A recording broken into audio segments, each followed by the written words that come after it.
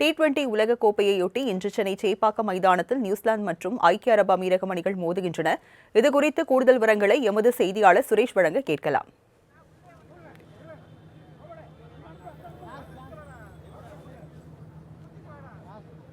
சுரேஷ், தற்போது T20 உலகக் கோப்பை சென்னை சேப்பாக்கத்தில் நடைபெற்று வரும் நிலையில் ரசிகர்களின் கூட்டம் எவ்வாறு இருக்கிறது? விவரங்கள் என்ன?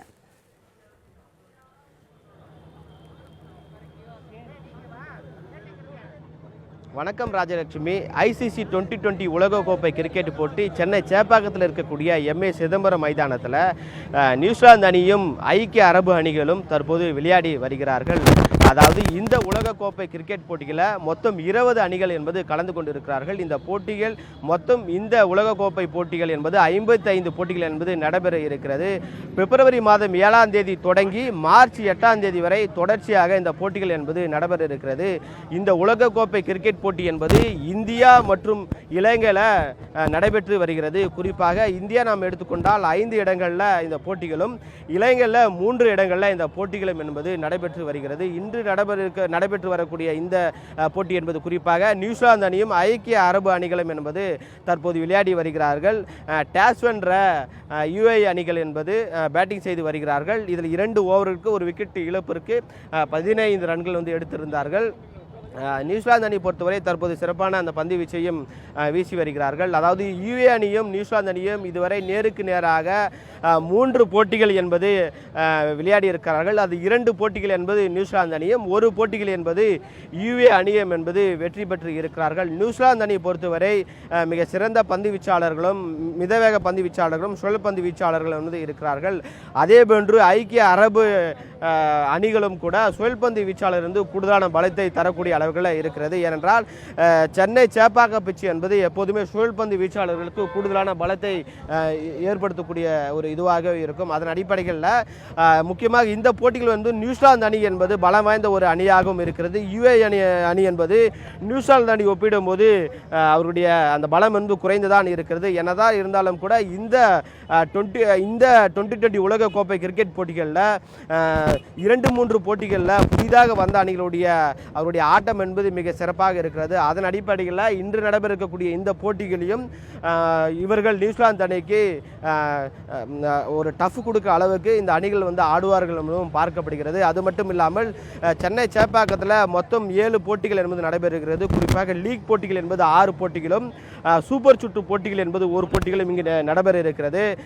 6 போட்டிகளில் இந்திய அணி வந்து இங்கே சென்னை சேப்பாக்கத்தில் என்பது விளையாடவில்லை. குறிப்பாக சூப்பர் 8 லீக் போட்டிகளில் இந்தியா விளையாடும் எனவும் எதிர்பார்க்கப்படுகிறது.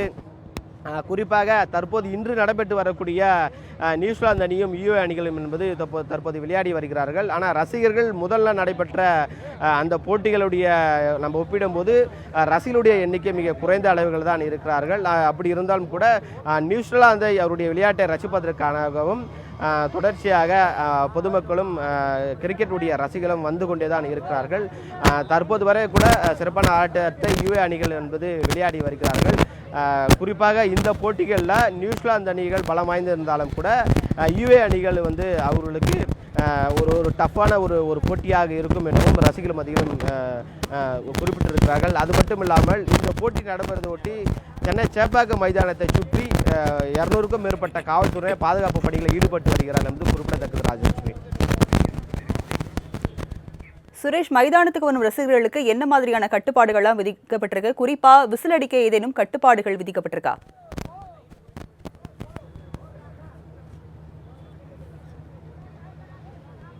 கண்டிப்பாக ராஜலட்சுமி. அதாவது முதல் போட்டிகள் என்பது சென்னை சேப்பாக்கம் மைதானத்தில் நியூசிலாந்து அணியும் ஆப்கான் அணியும் அன்றைக்கு வந்து மோதி இருந்தார்கள். அன்றைக்கு குறிப்பாக விசில்கள் வந்து எதுவும் எடுத்து செல்லக்கூடாது என்று காவல்துறையினர் பல கட்டுப்பாடுகள் இருந்து விதிக்கப்பட்டிருந்தார்கள். எப்போதுமே தங்களுடைய மகிழ்ச்சியை வெளிப்படுத்தும் விதமாக ரசிகர்கள் ஒவ்வொரு போட்டிகளையும் மைதானத்திற்கு செல்லும் போது அந்த விசிலை வந்து இயல்பாக எடுத்து செல்லக்கூடிய வழக்கம்.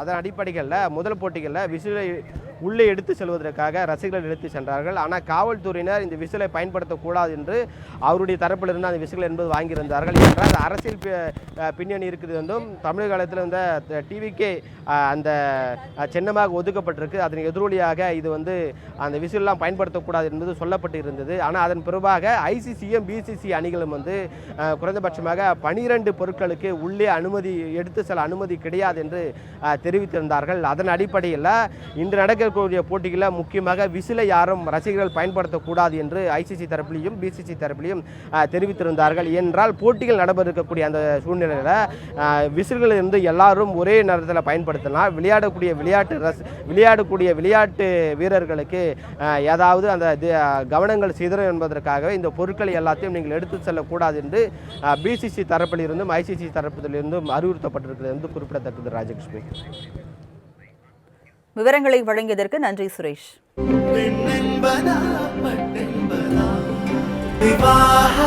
மணப்பெண்ணின் பிரத்யேகமான திருமணம் விவாஹா தி சென்னை சில்க்ஸ்.